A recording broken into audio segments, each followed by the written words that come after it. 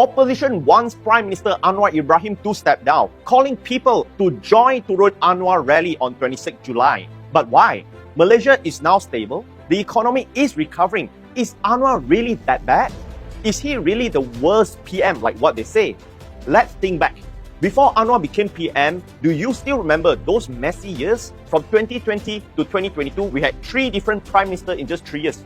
The country's politics was in chaos, and after G15, the young Di-Pertuan Agong appointed Anwar to lead the unity government to stabilize the country, fix the economy, and help the people. It's been 2.5 years now. So how is Malaysia under Anwar? First, in 2024, Malaysia achieved 378.5 billion ringgit in approved investments, the highest ever. It grew 15% compared to the year before. Investors clearly trust Malaysia under Anwar. Second, total trade reached 2.9 trillion in 2024, a new record and the best in 3 years. Third, our GDP grew 5.1% in 2024, higher than Indonesia, Singapore and Thailand.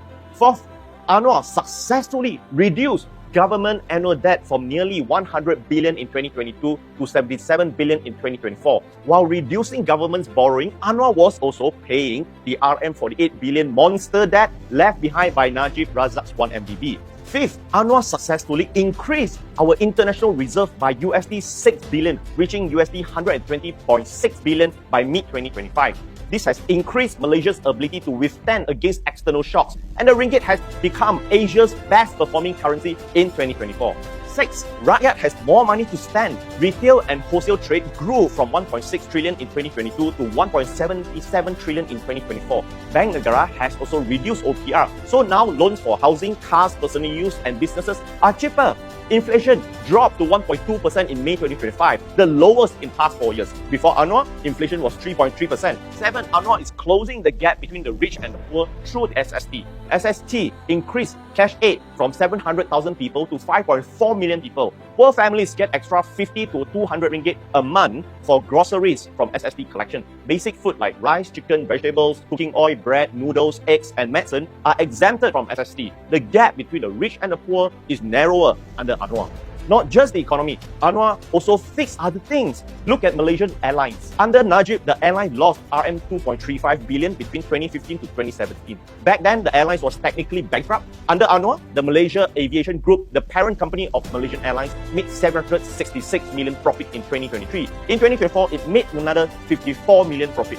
Even KWSP and Tabung Haji improved. KWSP gave the highest dividend in 7 years, 73.24 billion payout. Tabung Haji also declared 3.25% profit distribution in 2024, the highest in 7 years. So let's ask ourselves this question. Is Anwar really the worst PM? In just 2.5 years, Malaysia achieved record investment, highest trade, strong GDP, reduced government borrowing, settling 1MDB debt, increased our international reserve, ensured Rakyat have more money to spend, narrowed the gap between the rich and the poor, and improved our national institution. In just 2.5 years, Anwar stabilized the country, saved the economy, and reformed institutions. And what is the opposition doing? Busy rallying to make Anwar step down.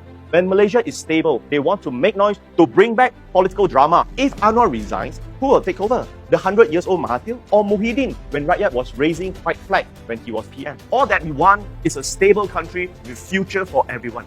But there are politicians who want to burn the country just for their own political interests.